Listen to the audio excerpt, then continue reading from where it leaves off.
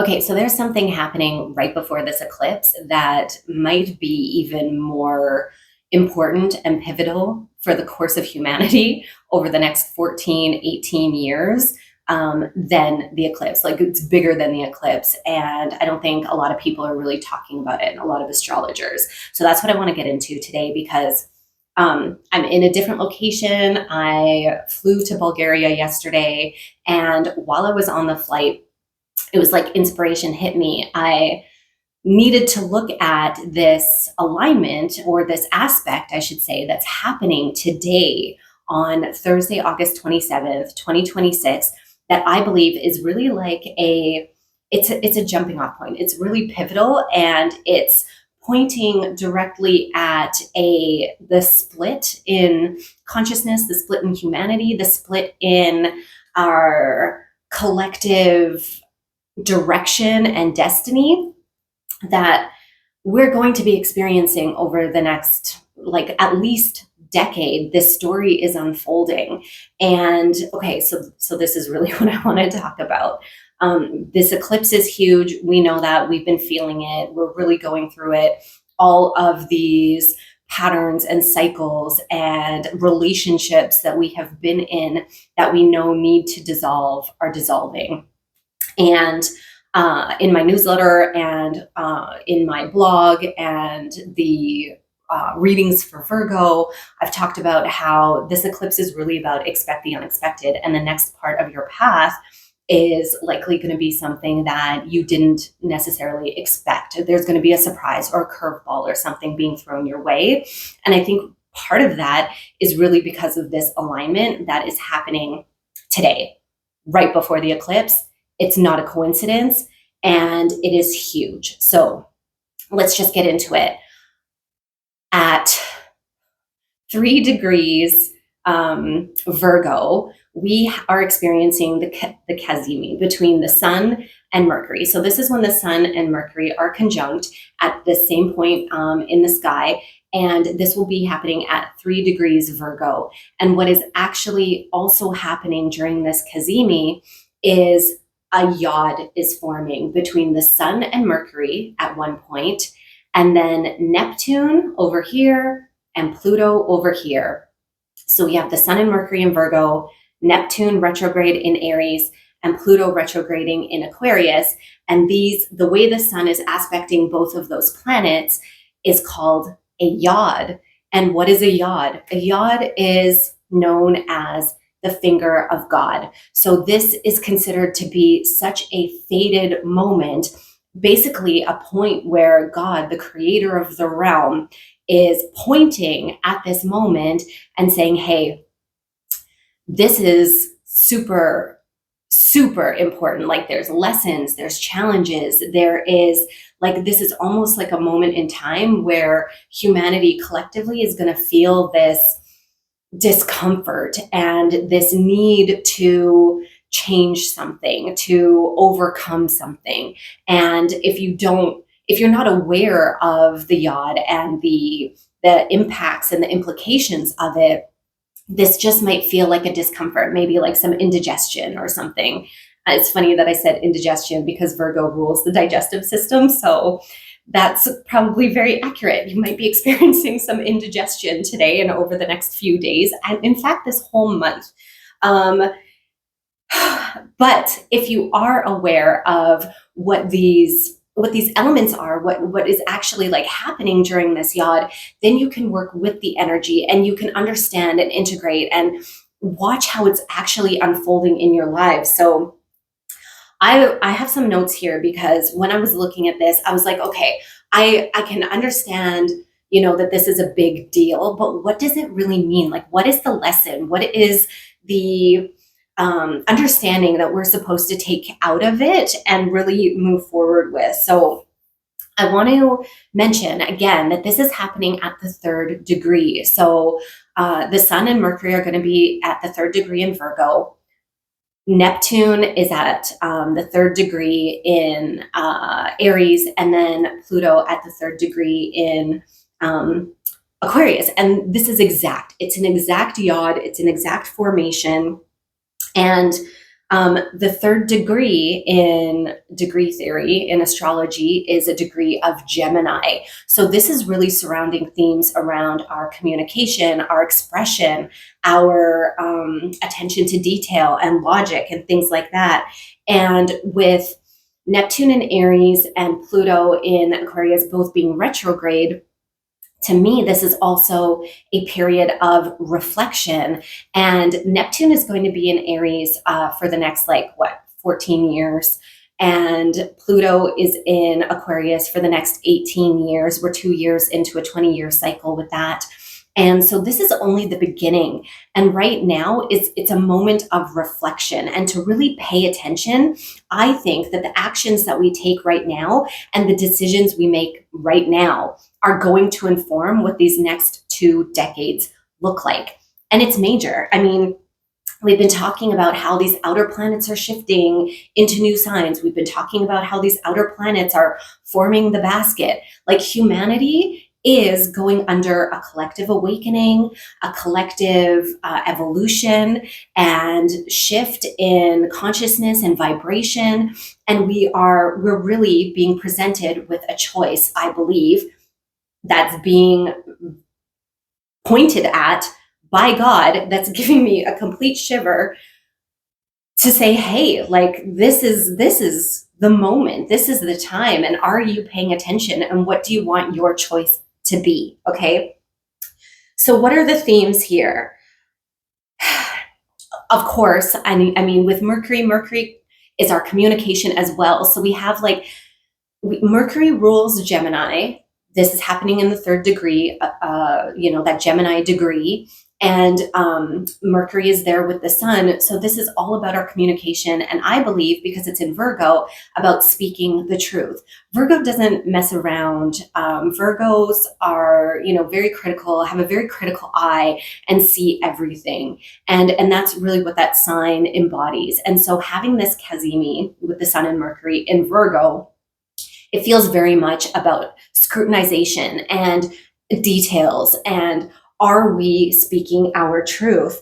But it goes beyond that, I think, because Virgo also is our day-to-day routines, and the sun is our egoic expression and who we're meant to be in this incarnation as an individual. So I think it's not only about speaking our truth, but embodying our truth, okay?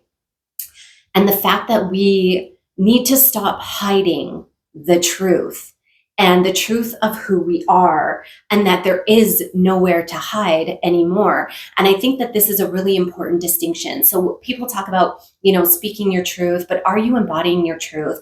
And are you, you might be able to speak your truth, talk the talk, but are you walking the walk? Truly look at yourself deeply, because I think we all get into these moments of misalignment, or we have this idea of who we want to be, and it's like this idealized version, but are we truly living up to that potential?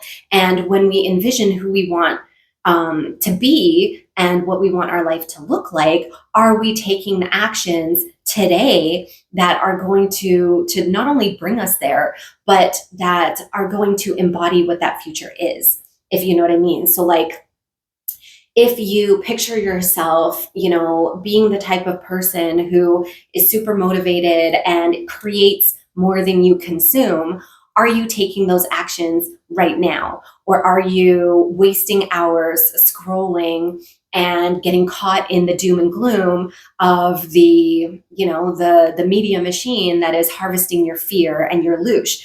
I mean, I know that I get caught in that, and then I have to remind myself, oh, right, you want to be a creator, not a consumer. Okay, so that's just an example. So stop hiding your truth and really embody who you are and who you say you are. Are these two things congruent? Do they match? And the fact of the matter is that all of the facades that we've built up, they are not going to last any longer. We're seeing this play out on the world stage, in the media, with our politicians and, the Hollywood stuff. And all of the facades, all of the masks are coming down, and that's going to happen at every level and for every person, okay? whether it's on the world stage or in your personal bubble. The other thing that I think that this is really pointing to is because Pluto in Aquarius is very much about innovation and completely changing how the collective lives, works, interacts with each other. It's a whole death and rebirth cycle. It's a complete transmutation of society and culture. And Aquarius is, you know, the rebel, the innovator, but also governs technology. And Mercury, you know, we know during Mercury retrograde, the technology goes crazy. Like there's this huge theme of technology as well. And Gemini, that energy governs technology too. And the other thing that I want to point out is this yod, the Sun and Mercury in this yod, like the main point here, is also squaring Uranus, which is the planet of disruption, unpredictability, rebellion, this rebellious spirit, doing things differently, liberation from the status quo as well. And Neptune, the other player here in the yod, along with Pluto, is this planet of, I mean, people always talk about how Neptune is the planet of illusion and dreams and all of these like kind of airy-fairy, spiritual, hard to pin down, like elusive concepts. But Neptune ultimately is the collective consciousness. This is the connection that we all have with each other. It's the unseen. It's what's beyond the veil. It's the indescribable links that we all have to each other, to the earth, to the realm, and to the universe. That's really what Neptune is about. And so the choice that I believe that is being presented to us is between the artificial and the real. Okay, like I don't know, I think I want to call this like real talk, something like that, because this involves our communication and it also involves our interaction, our connection with reality. And I believe that we, like, everywhere I look, people are talking about AI all over the social medias, in the media as well, in like everybody, you know, they're talking to their chat GPTs and saying, oh, let me ask my friend a question. Or I'm seeing LinkedIn, like why you should use AI in conjunction with your therapy. And it's just, it's, I believe, pervading every facet of our lives right now. And it's artificial intelligence. So it's the artificial reality rather than the reality. And I mean, when we think about, okay, like AI is programmed for you to want to use it. It is programmed to become addictive. It is programmed for you to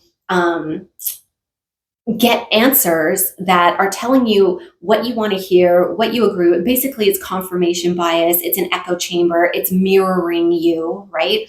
We know this. We know that this is how the AI is programmed, and yet people continue to use it because it is addictive. And we can tell ourselves, well, you know, I'm using it with discernment and with judgment and making sure that there's like still this this barrier, this boundary that I have. However, the more you use it, it is a slippery slope, right? It's like any kind of it's like, you know, a relationship where you're being love bombed at the beginning and it becomes really addictive. And then you start to ignore any red flags that pop up, and that, you know, you start to ignore the moments when you slip past your boundary because of all of the justifications, the affirmations that you received at the beginning, right? And then you kind of go back to those behaviors and identifying with that rather than seeing it for what it has become, right? Because it's giving you this dopamine, it's giving you this payoff. And I think what, of course, personally. If you've seen my other video on AI, I'll link it. But I think that we're losing out on the real interactions with the other members of humanity, and that's what we need to tap into, because and that's it can be uncomfortable, because when you're talking to a friend or a family member or a therapist, you're not talking to this robot that has been programmed to tell you what you want to hear. They're going to have different opinions. They're going to see things through their lens and through their experience, and hopefully challenge you on some of your things. Like, personally, I love that whenever, because I have some controversial beliefs on things, and I love it when a friend comes to me and they're like, okay, but this doesn't make sense. Let's talk about this. Or have you thought about this? Or, is challenging me on something. Or if I tell them about a problem in my life and they're like, well, have you seen it from this perspective? Personally, I love that. I think it's, this is where the engagement with humanity that I want, that's where that comes in. That's what I want to hear, like the real talk. And AI is not going to give you real talk. It's going to give you lip service, because it relies on you needing it. It relies on you wanting to use it more, right? Especially if it's a program that you pay for, because then it's a service, and who's really the product here, right? That's a question for me. And in fact, that comes to the next point that I want to make. The next theme of this yod is to question everything. Question yourself, question your motivations, question the people around you. Allow yourself to be questioned as well. And I think that's what brings us back to the truth, because the truth isn't afraid of being questioned, right? If you are being your authentic self in every single interaction, then it doesn't matter what is being thrown at you, what kind of questions, it shouldn't trigger you, because you are being authentic, you are being truthful. And there is a moment where we need to really be honest with ourselves. And are we in this place where we are hiding our true self, right? I'm going back to what I was talking about at the beginning, is our, are we walking the walk? Is our expression and what we're communicating about ourselves, is that matching with who we really are and how we're acting? And I believe that this yod is pointing at that. This eclipse is going to be pointing at that as well, and helping you to purge anything that is inauthentic, okay? And it really comes from within. And bringing this back to the whole idea of, technology when it comes to questioning yourself and allowing yourself to be questioned, I want to point out that there's a fine line between having nothing to hide and surveillance, okay? Because this is another really big thing that's coming up in the zeitgeist, is all the data centers that are being built everywhere, and the flock cameras, and this idea of 24/7 surveillance. And a lot of people will say, well, I'm fine with that because I have nothing to hide. And this is where I think a line needs to be drawn, because if you are being surveilled, then this is, what's the intention? What's the motivation behind that? And are you volunteering this? Are you consenting to it? Or is it something that's being imparted and forced upon you? And how is the information going to be used? And who has access to it? And who is paying for it? And then who is going to pay for it in other ways? Do you know what I mean? And I just wanted to point that out as well, because I think that there's a big decision that humanity has to make there, right? Are we going to accept this in our lives, in our societies, in our communities? Or is this something that we need to rebel against, to liberate ourselves from, in order to live as sovereign human beings in reality, and not in this artificial technological dystopia, in my opinion, okay? And then the last theme that I really want to talk about is, what is real? So Neptune, I believe, really brings this question to the forefront, especially as it is retrograding in Aries, because Aries is the sign about the self. And I'm getting like crazy ringing in my ears right now. Like, this is such a hardcore message that I want to get out there. What is real? And are you being true to your spirit? Like, truth of spirit. Like, there's truth of self, but truth of spirit and the collective intelligence. And are we making decisions that are in the greater good for humanity, for all of us, and in the highest good? You know what I mean? Because I really don't like that term, for the greater good. It reminds me of that movie Hot Fuzz.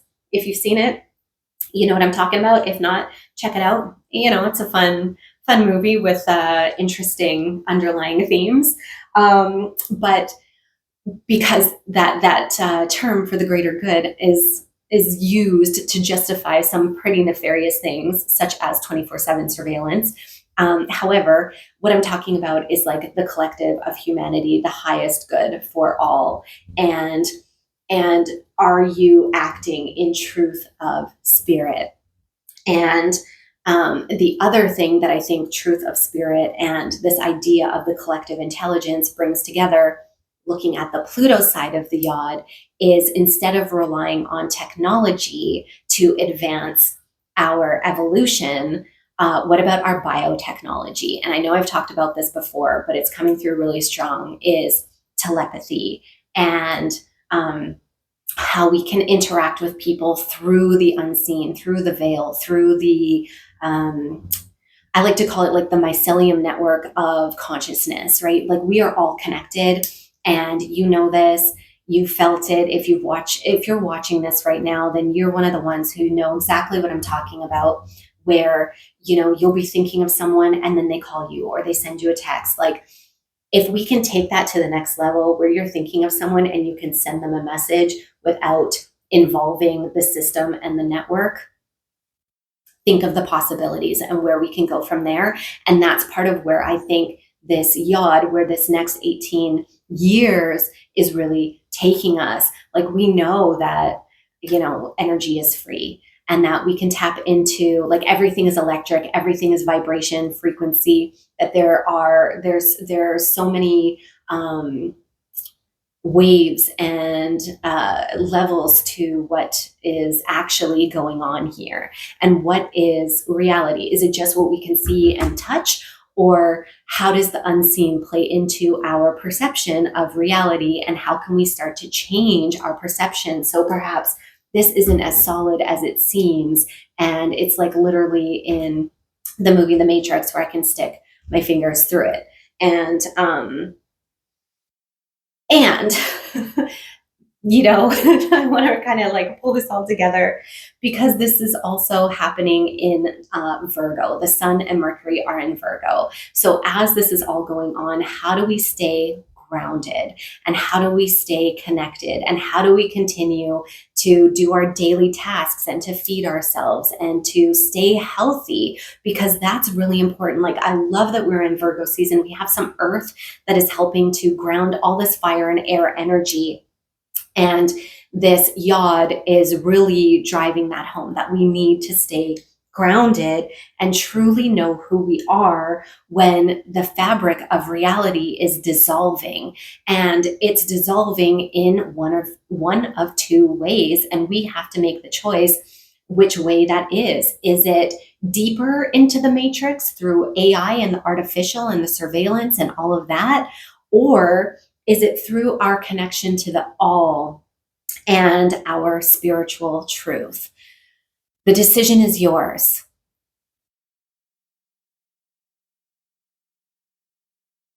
And it's making me emotional because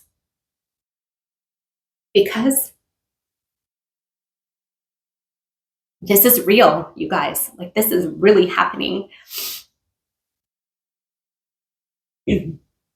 And we can get pulled into a deep, deep darkness if we continue down this path that I see a lot of people are going. Sorry. Whew. But I also want you to understand the gravity of the situation, right? Like, it seems fun. We're all on social media and we're playing around with these things, but it's not a game. This is real. And I think the game is to learn how to play with our biotechnology, with consciousness, with the truth of spirit, and to manipulate the fabric of reality that way, like to see what's really real, like what is beyond this construct that we all have believed into existence, and how do we get beyond into the next realm, so to speak. Okay, I'm gonna leave it at that because that was a lot. And thank you so much for being here with me. If anything in this resonated, please, like, share, subscribe, do the things that help the channel, help this message get out. Because I think that this is really important, that needs to be shared, because yes, this eclipse is big. I think the yod may be a bit bigger. So thank you so much, you guys, and I will see you in the next one.